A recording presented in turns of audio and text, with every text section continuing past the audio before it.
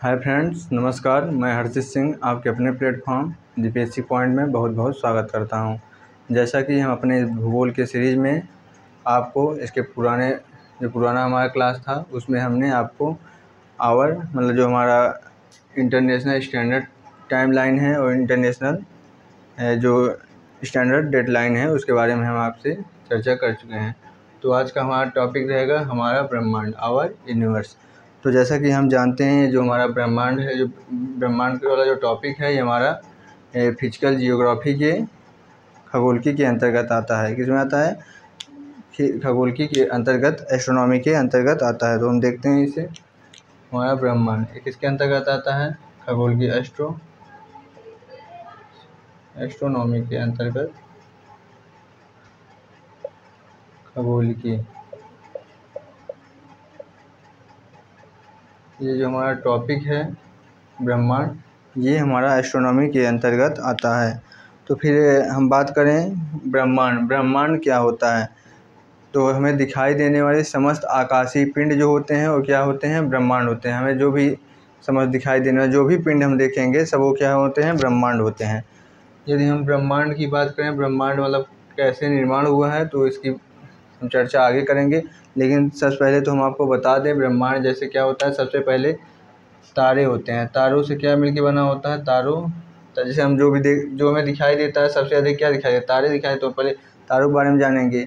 तो तारे के बारे में हम जानते ही हैं। तारों का क्या होता है? अपनी ऊर्जा होती है, मतलब अपनी ऊष्मा होती है, अपना प्रकाश होता है, जिसके स्वयं की ऊष्मा और स्वयं के प्रकाश होते हैं। जो भी आकाशीय पिंड हैं वो क्या कहलाएंगे? तारे कहलाएंगे। तो इसी प्रकार यदि हम बात करें सूर्य भी क्या है? एक तारा है, क्योंकि उसका एक अपना प्रकाश है और अपनी क्या है? उसकी ऊष्मा है। तो ये तारों की बात करें तो इनका जो जीवन काल होता है बहुत ही अधिक होता है। तो हम बात कर लेते हैं पहले। जैसे बता दें आपको, कई तारों का जो समूह होता है, तारों का समूह मिलके क्या बनाता है? आकाशगंगा। और कई मान लीजिए 100 अरब तारे मिलके एक आकाशगंगा बनाते हैं, और 100 अरब आकाशगंगा मिलके क्या बनाएंगे? ब्रह्मांड। तो फिर आप जान गए होंगे जैसे कि तारों का जो समूह होता है, अगर मान लीजिए 100 अरब तारे मिलके एक आकाशगंगा का निर्माण करते हैं, और लगभग 100 अरब आकाशगंगा मिलके एक ब्रह्मांड का निर्माण करते हैं। तो फिर हम अब जान गए हैं ब्रह्मांड का निर्माण कैसे होता है। तो फिर हम सबसे पहले देख लेते हैं हमें तारे जो हमें दिखाई देते हैं, जो कि हमारे सादृश्य हैं। तो पहले हम इसी के बारे में चर्चा कर लेते हैं। तो फिर हम बात करेंगे तारों के बारे में। तो बता दिए तारा क्या होता है। वो ऐसी आकाशीय पिंड, मतलब जिसके अपनी प्रकाश होती है और अपनी एक ऊष्मा होती है। तो ऐसे पिंड क्या कहलाते हैं? तारे कहलाते हैं। तो फिर हम देखते हैं पहले चर्चा कर लेते हैं तारों की उत्पत्ति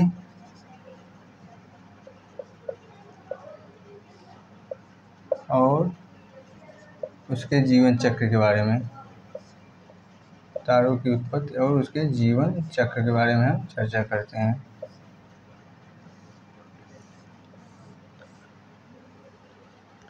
तो फिर हम बात करें, ये जो तारे होते हैं, पहले हम इसे बताएं आपको भी ब्रह्मांड है, मतलब जो आकाशगंगा है।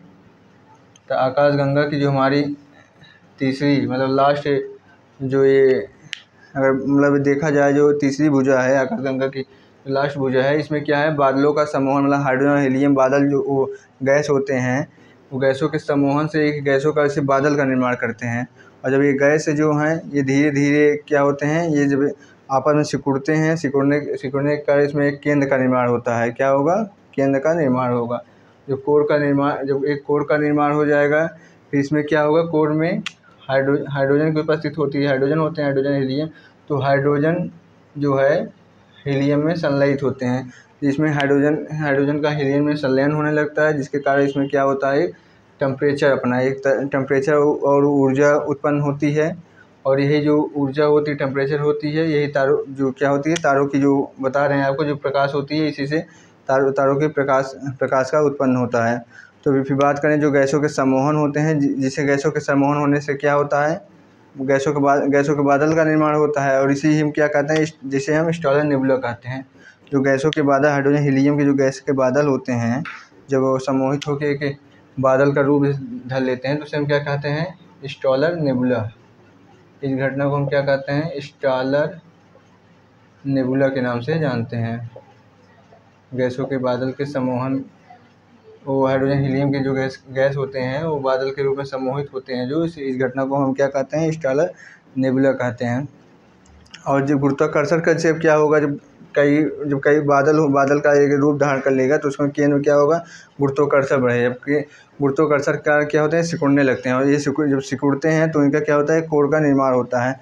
और जब ये एक रूप धारण, ये मतलब सिकुड़ेंगे तो इसका एक रूप धारण हो जाता है। इस रूप का जब धारण हो जाता है, जिसे हम क्या कहने लगते हैं, भूरी तारा। भूरी तारा, जैसे कि जानते होंगे, जैसे फूल है, कोई फूल है, फूल खिलने से पहले क्या आदमी कहते हैं, भाई भ्रूण है। तो इसी प्रकार ये मतलब पूर्ण रूप से तारे नहीं जिस प्रकार बन पाते हैं, तो वे भ्रूण मतलब ये उसी के तारों का छोटा रूप है ये, इसलिए इसे क्या कहते हैं, भ्रूणी तारा कहते हैं। और फिर तारों के सिकुड़ने के कारण जो कोर होते हैं उसमें ताप और दाब बढ़ जाते हैं, क्योंकि इसमें ताप और दाब बढ़ेंगे। ताप और दाब बढ़ने के कारण इसमें क्या होगा, हाइड्रोजन का हीलियम में संलयन होने लगता है। और हाइड्रोजन में हीलियम में संलयन होने के असीमित मात्रा में क्या होता है, ऊर्जा का निर्माण होता है। और फिर यही तारों का यही जब क्या होगा, एक टाइम आएगा जिससे फिर हाइड्रोजन से ये हीलियम में संलयन होने लगता है। हाइड्रोजन से हीलियम में संलयन होने लगेगा। और फिर एक टाइम आएगा, जैसे ये क्या हो रहे हैं, सिकुड़ रहे हैं, फिर एक टाइम आएगा जहाँ ये सिकुड़ना बंद कर देंगे। फिर ये क्या हो जाएंगे, ये ऊष्मा और प्रकाश देता हुआ एक पिंड हो जाएगा। क्या हो जाएगा, ऊष्मा और प्रकाश देता हुआ एक पिंड हो जाएगा। तो इस पिंड को क्या कहेंगे, हम तारा कहेंगे। तो फिर हमें पहले देख लेते हैं तारा का निर्माण कैसे होता है, उसे हम पहले एक स्ट्रक्चर के माध्यम से देखेंगे।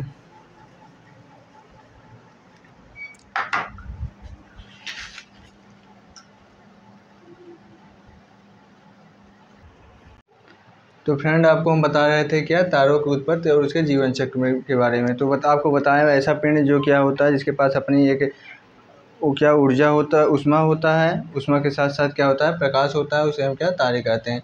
तो फिर हम आपको बता रहे थे तारों का निर्माण कैसे होता है। जो हाइड्रोजन हीलियम के जो बादल होते हैं सम्मोहित होकर के, तो क्या होते हैं, कोर में सम्मोहित होते हैं, जैसे संगठित होने लगते हैं। संगठित होने से क्या होते हैं, इनके कोर में क्या होता है, गुरुत्वाकर्षण। जब गुरुत्वाकर्षण बढ़ जाता है, गुरुत्वाकर्षण बढ़ने से क्या होता है, सिकुड़ने लगते हैं।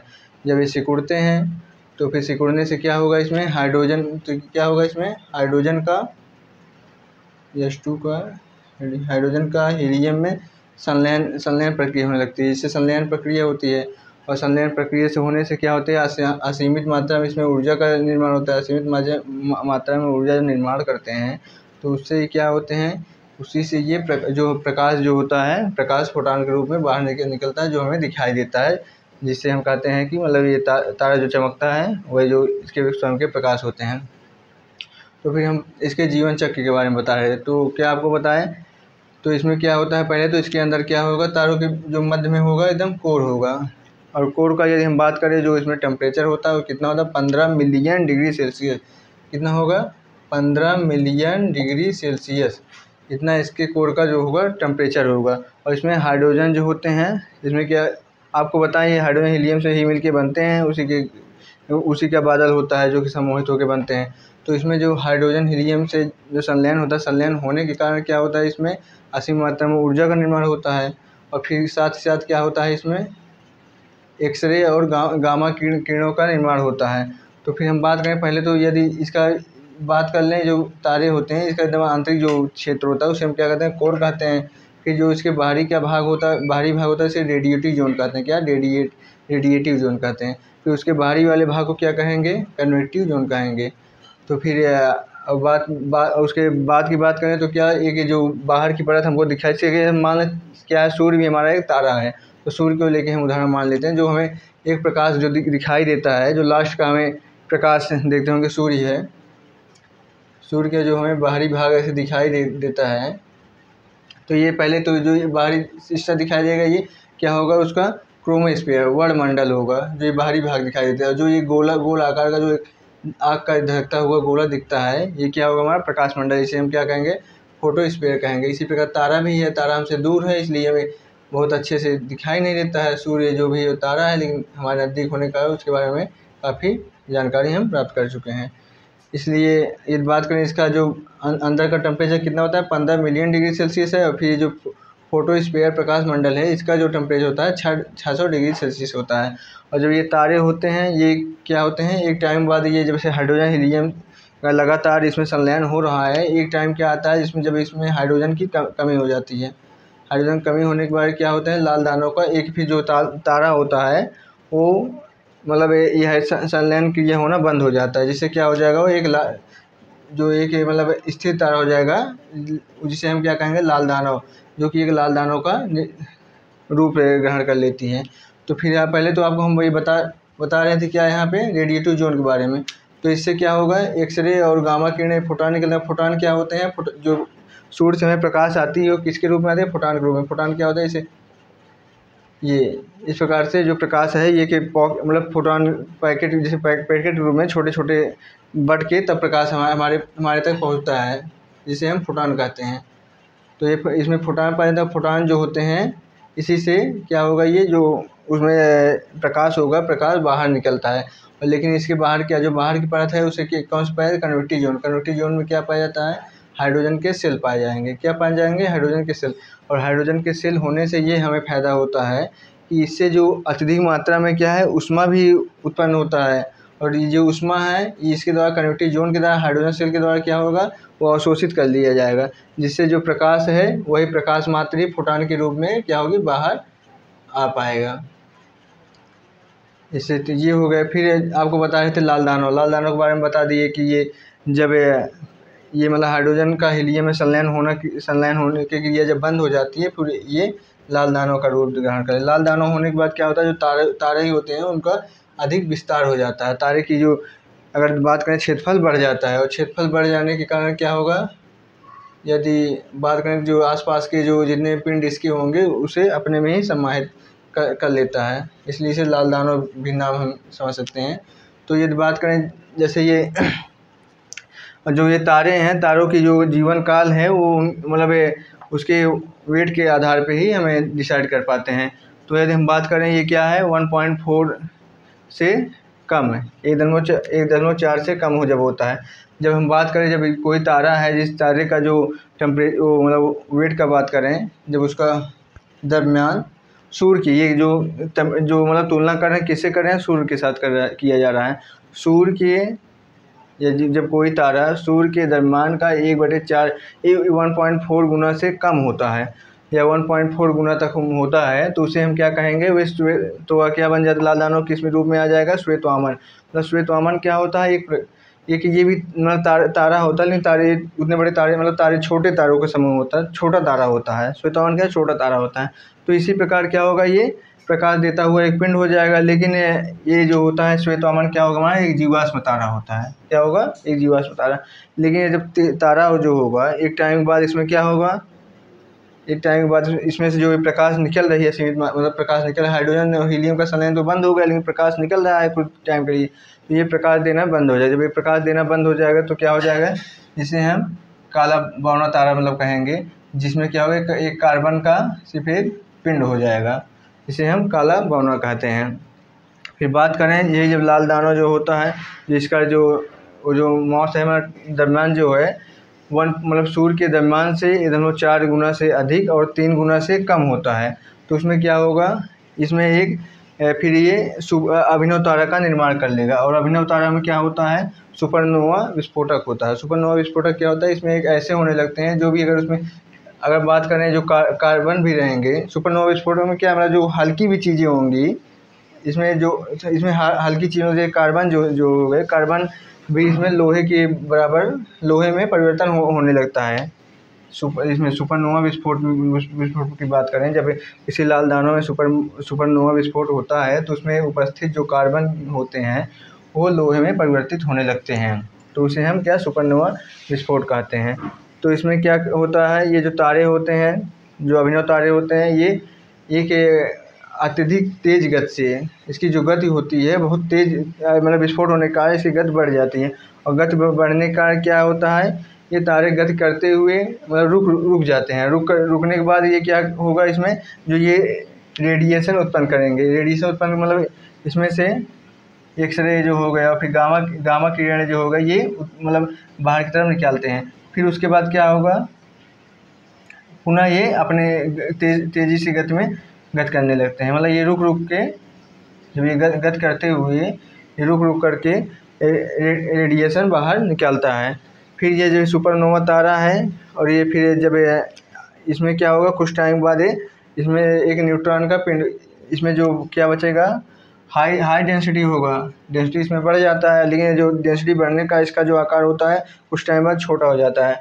और जब इसका आकार छोटा हो जाता है, फिर एक न्यूट्रॉन, इसमें क्या अधिकतर न्यूट्रॉन की उपस्थिति अधिक हो जाती है, न्यूट्रॉनों की उपस्थिति अधिक हो जाती है, तो जिसे हम क्या कहेंगे, न्यूट्रॉन तारा कहने लगते हैं।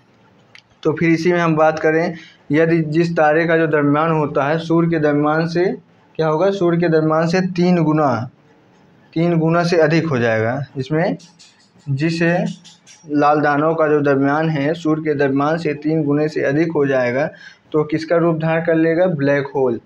ब्लैक होल मतलब क्या होता है, ब्लैक होल मतलब एक अधिक डेंसिटी इसमें होता है, और डेंसिटी के साथ साथ इसका आकार बहुत विशाल होता है।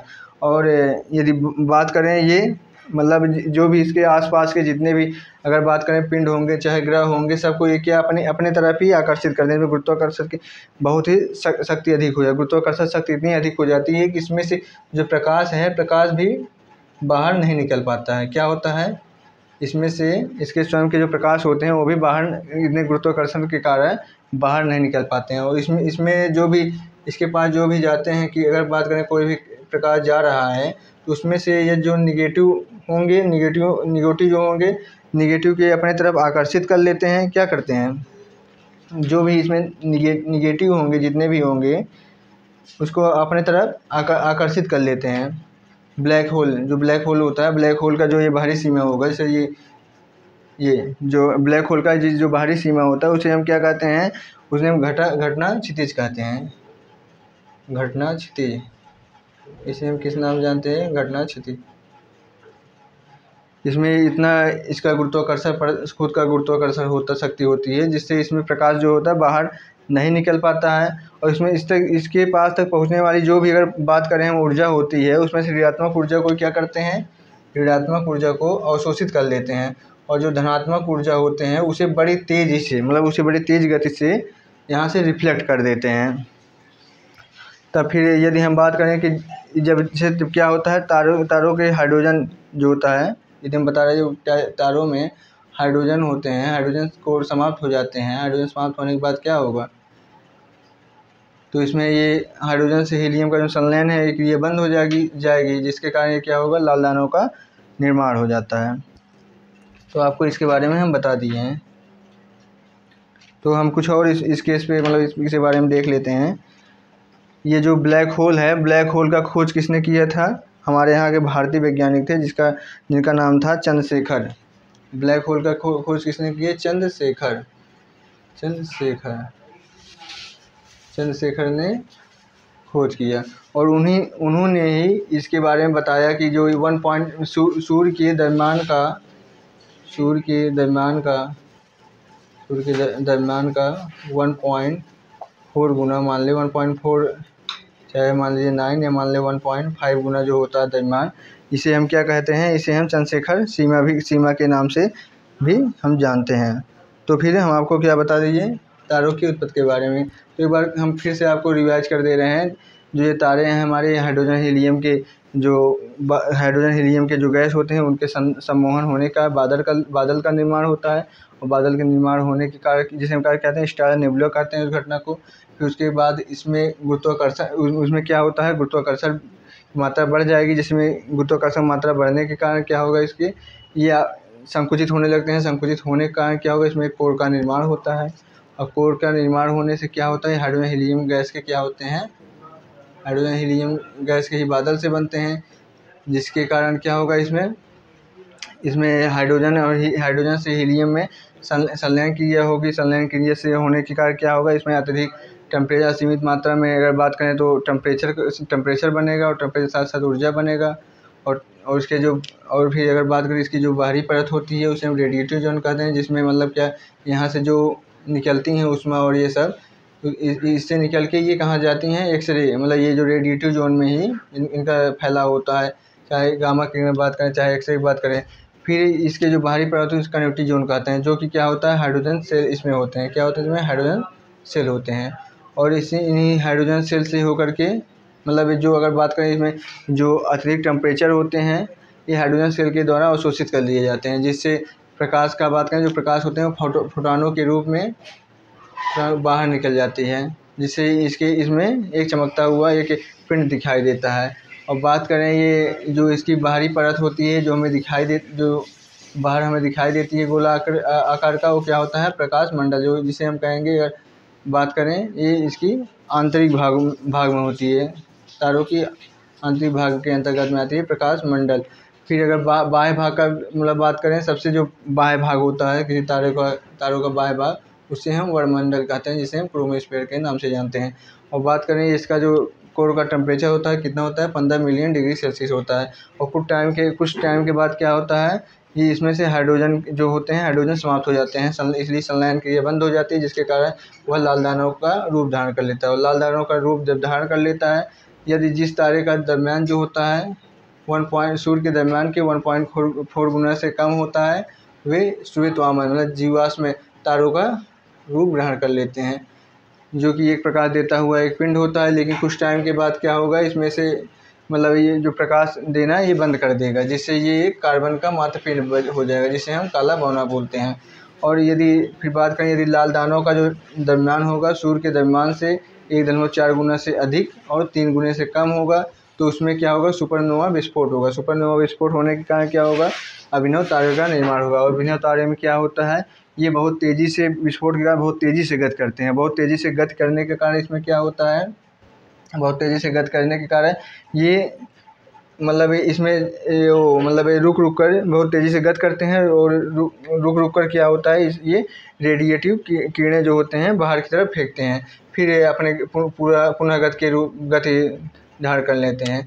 और ये जो सुपर अभिनव तारे होते हैं, कुछ टाइम के पश्चात क्या होते हैं, ये न्यूट्रॉन तारे में चेंज हो जाते हैं, जिसमें क्योंकि ये इसमें क्या होता है, हाई डेंसिटी होता है। हाई डेंसिटी होने का ये मतलब तारे जो होते हैं छोटे हो जाते हैं, और इसमें न्यूट्रॉन की उपस्थिति अधिक हो जाती है।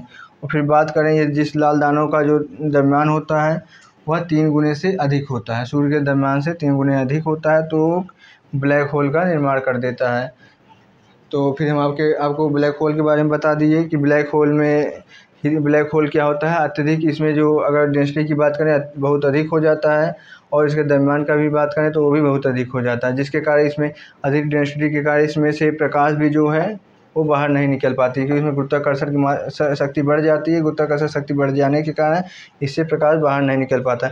और जो भी ऊर्जा अगर इसके पास तक जो पहुँचती है, उसमें से ये जो ब्लैक होल है ऋणात्मक मतलब निगेटिव ऊर्जा को ग्रहण कर लेता है, और जो पॉजिटिव ऊर्जा होती है उसे बहुत तेज़ी से रिफ्लेक्ट करता है। और फिर ये जो अगर बात करें ब्लैक होल की जो बाहरी परत होती है, इसे हम क्या कहते हैं, घटना क्षितिज कहते हैं। तो फिर अब हम फिर इसके बाद हम आगे देखते हैं ब्रह्मांड के निर्माण कैसे हुआ।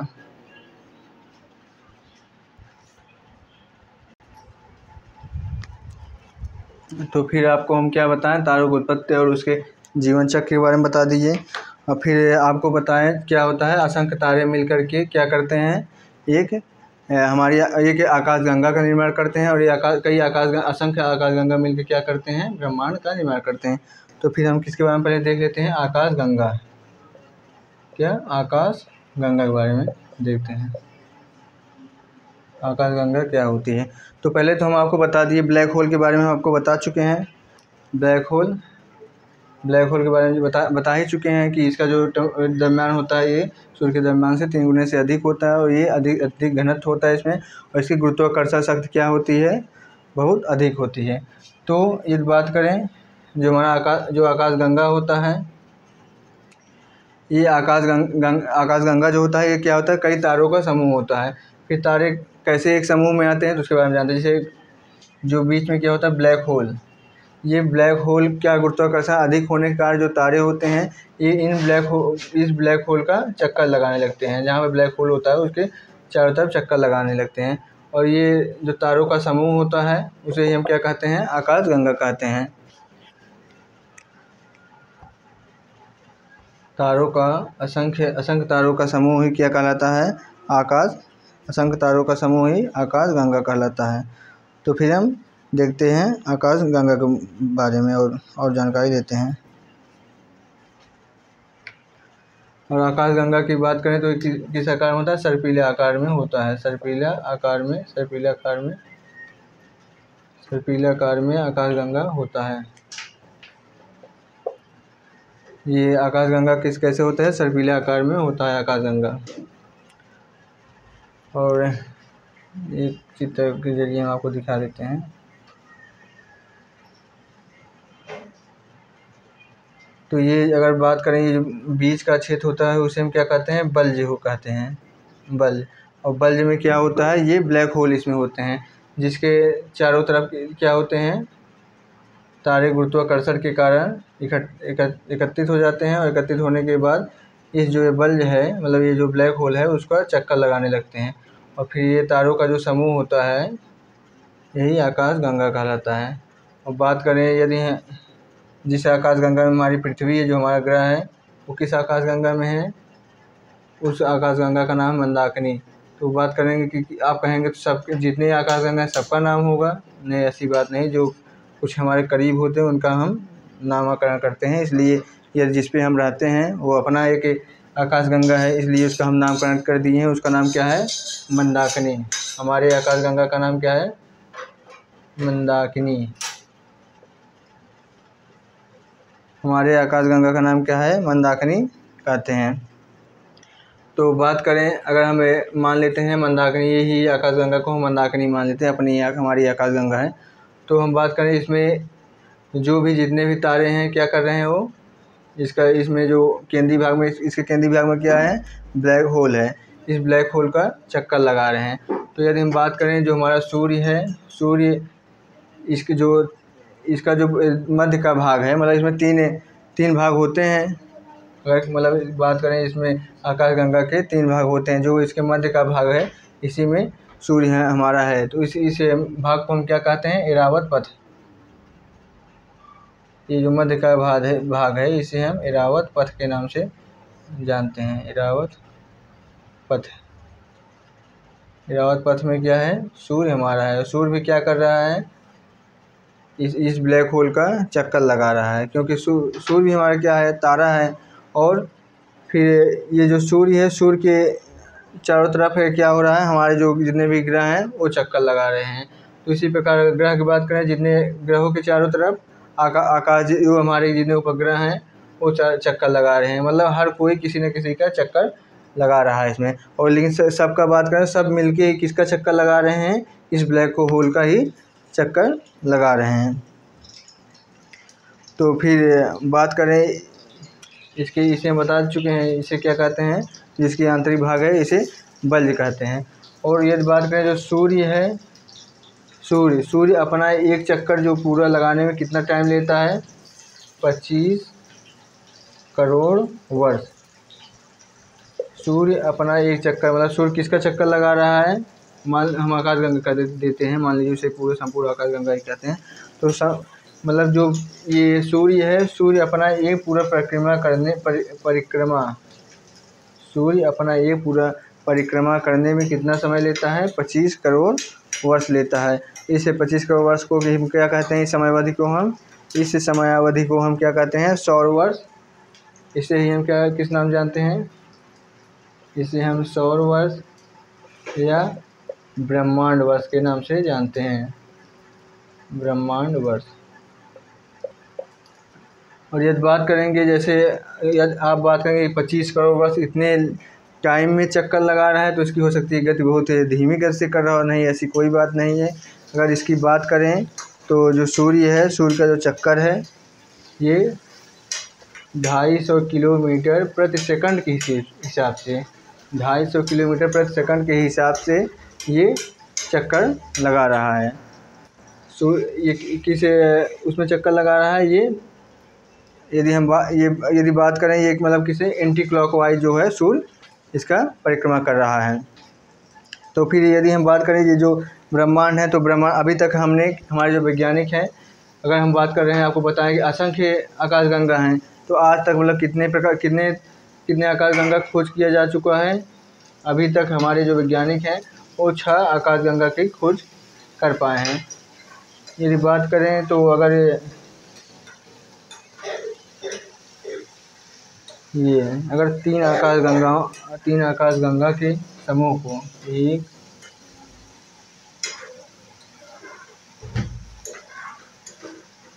अगर हम ले लीजिए 3 तो अगर बात करें 3 आकाशगंगा के जो समूह होते हैं उसे हम किस नाम जानते हैं, उसे हम सुपर क्लस्टर। 3 आकाशगंगा के समूह को हम सुपर क्लस्टर के नाम से जानते हैं। तो यदि बात करें जो हमारा ये आकाशगंगा है, जिसका नाम हम क्या आपको बताएं, मंदाकिनी। हमारे आकाशगंगा का नाम क्या है, मंदाकिनी आकाशगंगा हमारा आकाशगंगा है। अब यदि हम बात करें, जब हम पृथ्वी से आकाश की तरफ देखते हैं, जो हमारा ब्रह्मांड है ये किस प्रकार से दिखाई देता है, ये एक नदी के समान दिखाई देता है। इसलिए हम इसे क्या कहते हैं, दुग्ध मेखला। अपने आकाशगंगा जो हमें दिखाई देता है, जिसमें सूर्य का उपस्थित है, जो हमारी आकाशगंगा वो नदी के समान दिखाई देता है, मतलब चमकती हुई नदी के समान दिखाई देता है, जिसे हम दुग्ध मेखला, जिसे इंग्लिश में क्या कहते हैं, मिल्की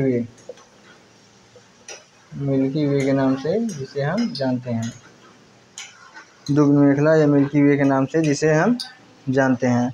तो फिर बात करें, यदि हमारा जो ये मान लीजिए ये हमारा आकाशगंगा कौन सा मंदाकिनी आकाशगंगा है, तो सबसे जो पास का हमारा आकाशगंगा है उसका नाम क्या है, अभी जैसे हम बताया खोज कर चुके हैं। जो सबसे पास का हमारे आकाशगंगा है उसका नाम क्या है, देवयानी। क्योंकि हमारे पास का आकाश, इसलिए इसका नाम रख दिया गया देवयानी आकाशगंगा। जो हमारे आकाशगंगा के पास की आकाशगंगा है उसका नाम क्या है, देवयानी आकाशगंगा है। और ये बात करें तो पास का मतलब है, तो आपको लग रहा होगा मतलब काफ़ी पास का होगा, तो काफ़ी पास का नहीं है। अगर इसकी दूरी की बात करें 2.2 मिलियन, और जो हमारे खगोलीय पिंड होते हैं उसे हम किस में मापते हैं, उसे हम प्रकाश वर्ष में मापते हैं। तो 2.2 मिलियन प्रकाश वर्ष।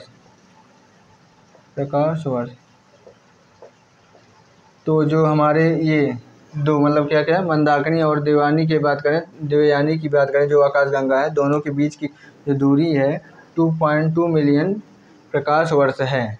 क्या है, 2.2 मिलियन प्रकाश वर्ष है। और यदि जो बात करें, ये हमारा तीसरा आकाशगंगा है, जो एक और हमारे पास का मतलब देवयानी के पास का है। मान लीजिए देवयानी के पास का जो एक और आकाशगंगा है उसका नाम क्या है, NGC M33। क्या नाम है, NGC M33।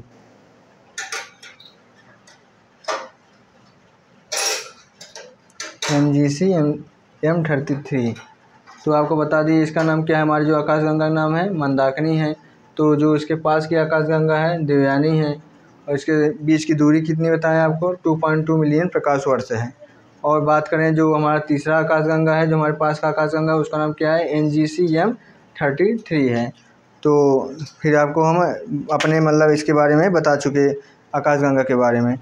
तो फिर हमारा नेक्स्ट वीडियो जो रहेगा उसमें हम बताएंगे किसके बारे में। तो पहले 1 मिनट आपको और इसमें एक टॉपिक बता देते हैं थोड़ा।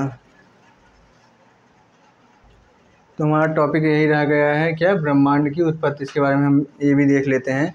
तो आपको बताएं असंख्य तारों के समूह से क्या बनता है, हमारी आकाशगंगा बनती है। और असंख्य आकाशगंगा के समूह से क्या बनता है, ब्रह्मांड बनता है। तो फिर हम ब्रह्मांड के बारे में जान लेते हैं। तो जैसा कि अगर ब्रह्मांड की उत्पत्ति के बारे में जाने तो कई वैज्ञानिकों ने अपने अलग अलग मत दिए हैं। लेकिन अगर जिसे हम बात करें आधुनिकतम सिद्धांत जो हमारा है, जिसे सर्वमत से माना जाता है, सर्वमान्य है, तो उस थियरी वो कौन सा है, उसे हम कहते हैं बिग बैंग थियरी। क्या, big bang big bang theory, जिसे हम क्या कहते हैं, महाविस्फोटक सिद्धांत। महाविस्फोटक सिद्धांत, महाविस्फोटक सिद्धांत, बिग बैंग थियरी, महाविस्फोटक सिद्धांत। इसमें क्या कहा गया है, जैसे हमारे ब्रह्मांड की उत्पत्ति के बारे में बताया गया है, तो इसमें बताया गया कि मतलब आज से 15 अरब वर्ष पहले एक मटर के आकार का एक पिंड था, जो कि अत्यधिक घनत्व होने के कारण, और अत्यधिक घनत्व होने का क्या हुआ, ये विखंडित हो गया, विखंडित होकर के कई भागों में बट गया, जिससे ये एक मतलब आग के गोले का रूप धारण कर लिया। और ये धीरे धीरे क्या हुआ, जब ये धीरे धीरे मतलब अपने ठंडे अवस्था में आया, तो फिर ये इसमें क्या हुआ, हाइड्रोजन से हीलियम का क्या इसमें होने लगा, नाभिकीय संलयन होने लगा। और नाभिकीय संलयन होने से फिर ये धीरे धीरे इसका आकार जो है वो क्या हुआ, बढ़ गया। तो फिर इसके बारे में हम क्या बता रहे थे, मतलब एक मटर के आकार बीज का एक क्या था, कोई पिंड था, जो कि अत्यधिक घनत्व के कारण क्या हुआ, इसमें एक मतलब अत्यधिक घनत्व के कारण ये क्या हुआ, विखंडित हो गया, और विखंडित होकर के ये चारों भागों में बढ़ गया। बढ़ने के कारण फिर ये आग का गोला, जैसे जब विखंडित होकर बढ़ गया है, ये आग के गोले के रूप में फैल गया। और फिर यह धीरे धीरे, जैसे आपको बताएं क्या हुआ, फिर ये हाइड्रोजन और हीलियम के बादलों के रूप में ये फिर समूहित होकर फिर तारों का निर्माण हुआ। तारों के निर्माण से फिर वही जो सेम प्रक्रिया है सिर्फ इसमें भी होने लगी। तो ये आज से कितने वर्ष पहले हुआ था, 15 अरब वर्ष पहले ये घटना घटी थी। और इस सिद्धांत को कौन दिया, अगर इस सिद्धांत के बारे में हम बात करें, तो इस सिद्धांत को बेल्जियम के एक वैज्ञानिक हैं, बेल्जियम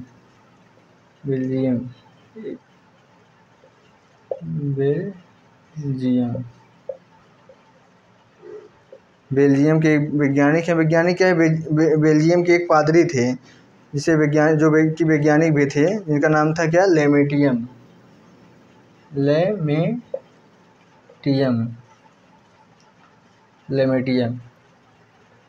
तो इन्होंने क्या बिग बैंग थियरी दिया, जिसमें ये बताया क्या बताएं कि मतलब एक 15 अरब वर्ष पहले मटर के आकार का एक पिंड था, जो कि अत्यधिक घनत्व के कारण वो विखंडित होकर चारों भाग में फैल गया, और ये मतलब एक आग के गोले के समान था।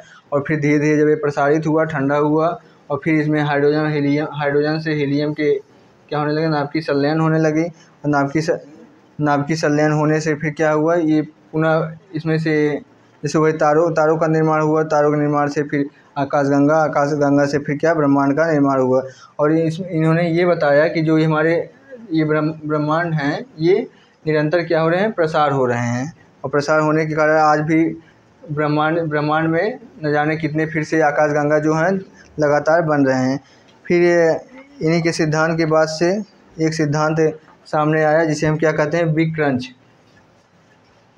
Crunch theory. क्रंच मतलब समझते ही होंगे, जैसे बिस्कुट क्या होता है, क्रंची होता है। बिग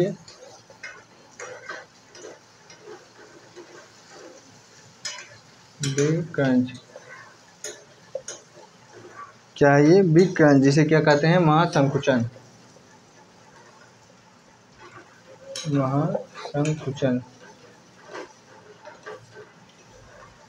बिग क्रंच, जिसे हम क्या कहेंगे, महासंकुचन। तो इस थियरी को कौन दिया था, एडविन हब्बल के नाम के एक वैज्ञानिक हुए, एडविन हब्बल। तो जब ये हमारा पहले आया क्या, बिग बैंग थियरी आया, तो उसके बाद ही क्या है, एडविन हब्बल। तो इन्होंने क्या बताया, इन्होंने बताया कि एक अदृश्य प्रकार, हमारे ब्रह्मांड में एक अदृश्य प्रकार के बल लग रहे हैं दोनों साइड से, जिससे क्या हो रहा है, हमारे ब्रह्मांड का निरंतर क्या हो रहा है, विस्तार हो रहा है। विस्तार होने के कारण ही क्या हो रहा है, यहाँ फिर से मतलब आकाशगंगा का निर्माण हो रहा है, जिससे ब्रह्मांड हमारा विस्तारित हो रहा है। और जैसा कि आप जानते हैं, कोई रबड़ है, यदि रबड़ को दोनों तरफ से हम खींचते हैं, तो उसका भी एक प्रत्यास्थ सीमा होती है, जिसके पश्चात मतलब जब वो अचानक जब छूटती है, तो पुनः अपने रूप को धारण कर लेती है।